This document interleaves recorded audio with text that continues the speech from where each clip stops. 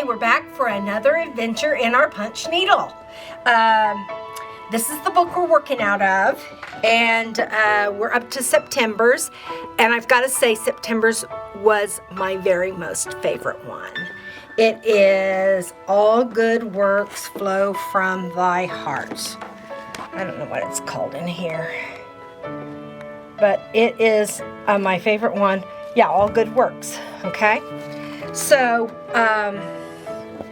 this is a book by Teresa Kogut, and last weekend I got to spend some time with Teresa at a retreat we were at, and she's very excited because she hasn't even punched these designs. This is a book she just put out of just some of her drawings that she had, and so she just kind of used a computer or something. I don't know what she did to get the flosses. But anyway, so she's excited that we're doing them all, and she wants us to send pictures of our finished project. So we're going to be doing that. And if you don't subscribe to Teresa's Facebook page, Instagram, YouTube, all that, you know, she has all that just like we have all that. So, but this was my favorite one because I love the heart in the hand. It symbolizes just, you know, friendship, goodwill. It just symbolizes a lot of good things for me. And so when I punched it, it stops right here. It is actually 7.5 by 6 3/4, I believe. So after I punched it, I measured it, and I cut a piece of shirt tailor interfacing, fusible shirt tailor interfacing. Now that's just a medium weight fusible interfacing. So if you have something at home, or if you have a lightweight and you want to use 2 pieces of that, you could do that and mount those onto the back of the needle punch, okay? That just kind of stabilizes everything, gives you kind of a base. Then I cut a base, not a baste, a base for you when you start turning your edges. So what I did was, after I got the fusible on, I went ahead and cut out a 1/2 inch all the way around, and I would show it to you, but I've already got this mounted. And then I just turned it under and I glued it down so that all I had showing was the needle punch. Then I designed a pattern for a little tongue mat, and I used freezer paper. You can see the glossy side fuses when you iron it to the wool. It fuses down, but lightweight. It's light, so you can peel it right back off. So when I designed this, I used 2 pieces of 13 1/4 by 7.5 inch rectangle. This was just a rectangle of black fabric, and I had 2 of them, one for the front and one for the back. And then when I traced this, I traced half of it, because that's just what worked out for me. And then when I opened it, I knew that both sides would be exactly the same. So then what I did was I stacked my 2 pieces of wool on top of each other, and I pressed this to the top rectangle. This is still a rectangle of wool. And what I did was I pressed that on, and then to keep the 2 pieces together, I just used, you could use a straight pin, but I didn't want to get poked. I used those Wonder Clips. Okay, and then I just started cutting it out, and so when I get to a Wonder Clip, I'd take it off, and then I'd just keep cutting, following my pattern. My pattern is fused down to my top piece, and I just cut this out. And then when I took it off, I made sure I wrote top on this and top on that, so that when I put them back together, I would know which direction, because they may not fit if I turned one over. You see, they may not line up because my cutting is not going to be perfect. You see that? And you can see I've got some fuzzy edges here from where I've been flopping it around and all. I'll give it a little haircut before I do the let me see here. See how that's got a little hair, fuzzy hair? I'll trim that up before I actually do my blanket stitch around it. So now I've got this prepared. This can just set aside because that's going to be the very last thing that's going to go on. So what I did was I just took a needle and thread, just a black thread with a straight, sharp needle, and I just whipped this down onto the wool. I don't think you can see my stitches just simply because they're black, but it's just really just whipped down, okay, along the edge.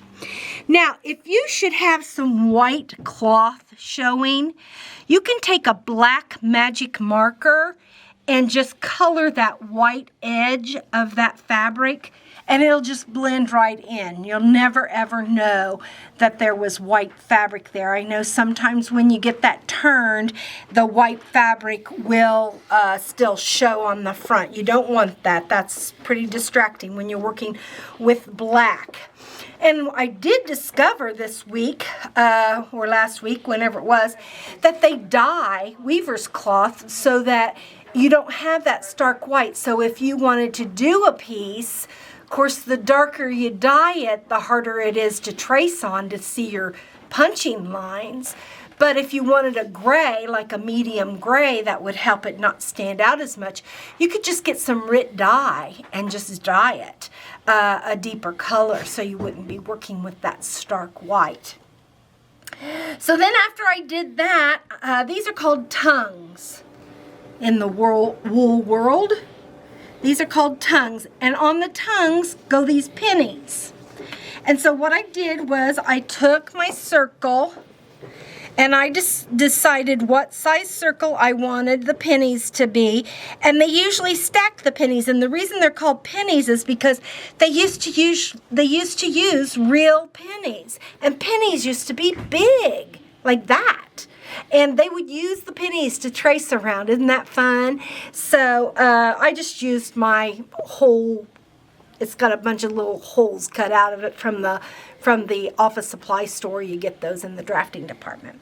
And I just decided what dimension I wanted it, and I put it here on the pattern. So what I did was I traced the circles onto soft fuse.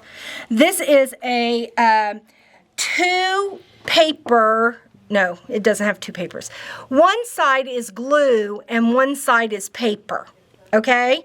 You draw on the paper side, and so I just drew my circles.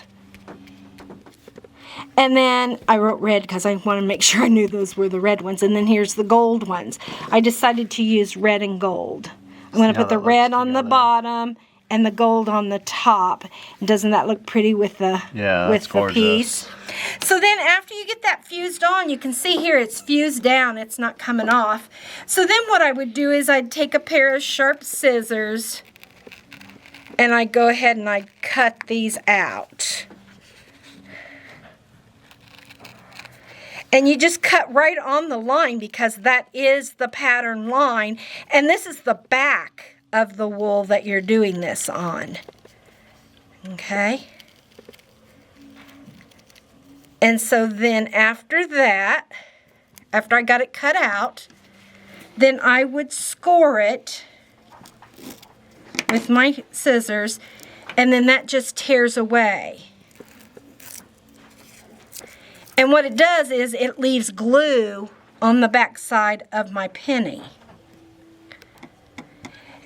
And so what I would do is I would cut out all 8 of my red pennies, and I would blanket stitch with number 12, color 1, which is black, Valdani pearl cotton. It comes like this in this little ball. I would use a crewel needle because it's like a tapestry needle. It's got a large eye on one end, but it is sharp on the other end. Where a tapestry needle is blunt, a crewel needle is sharp, and you want something sharp enough to go through the wool. So I would go ahead and cut all the red ones and go ahead and blanket stitch those down. Now, if you're not familiar with the blanket stitch, there's hundreds of videos out there. We even have one on our channel. It's under our wool playlist. So if you go there, I do that. Lisa Bongine has a wonderful book out that shows all step by step by step. That book is in our wool department. It is, if you're going to do wool work, it is absolutely the Bible. You would want to make sure that you get one of those. That would be awesome. So then I'm going to take and cut out, after I've got all my red ones fused down, I'm going to go ahead and cut out all my gold ones. What kind of scissors I'm using? Sharp ones. Just whatever will go through the wool. Just nice sharp ones. And it doesn't matter that I'm cutting through this paper. No, it doesn't matter. Again, I'm going to score. I'm not going to try and pick off the edge because that's where my tender spot of my cutout is. So I always score. You can do it with a straight pin, but I just use my scissors because they're right here. And then I just can peel that right off. And then what I do see is I just place that on there. And I'd fuse that down. I'd take my iron and fuse that down so it would stay in place while I'm stitching it. And then I'd do a blanket stitch around there. And then isn't that going to be pretty? That's adorable, Dawn. Okay. Then after all that's done, you have to cover up, you don't have to, but it's nice to cover up all that stitching that's going on in the background. So that's where this second piece comes into play. You put this on top, and again, I'd use those Wonder Clips to hold it in place. I could have put fusible on the back, but boy, that's an awful waste of fusible if you ask me. I just put Wonder Clips on the edge, and I just blanket stitch all the way around, all the tongues, all the way, blanket stitch, all the way, all the way, and then I'm going to have me a beautiful little mat that if somebody set their coffee or tea on, would probably be looking for a new heart. Well, they'd probably experience what the back of your hand feels like. They might would do that. So anyway, that's going to be so pretty when that's done. Very folk art. I enjoyed making the pattern. I enjoyed having the vision, and I just can't wait till it gets done. It'll be here in the shop pretty soon, as soon as I get it all done. But I didn't want to do it so that I could show you the steps. You see what I mean? That's nice of you to hold back for us. Yeah, I'm holding. Because you would have been done with this. I would have been done. But I'll have it done for the next video, of course. And the next one we're going to do in October is going to be this. And I think I'm going to punch it with 6 strands. That's awesome. Just to see what it looks like different. How 6 strands looks different than 3 strands. Won't that be exciting? I'm all for it. I can envision it. I see where you're going. Okay. Because you know what? I'm not even going to say why I think you're doing it. Okay. All right. We'll let them see for themselves. Okay. But I know why. Okay. So that's going to be fun. I'm going to be loving that. And so we really only have 3 more. October, November, December. And we'll be done with the book. That year flew. I know. It was crazy. Just crazy.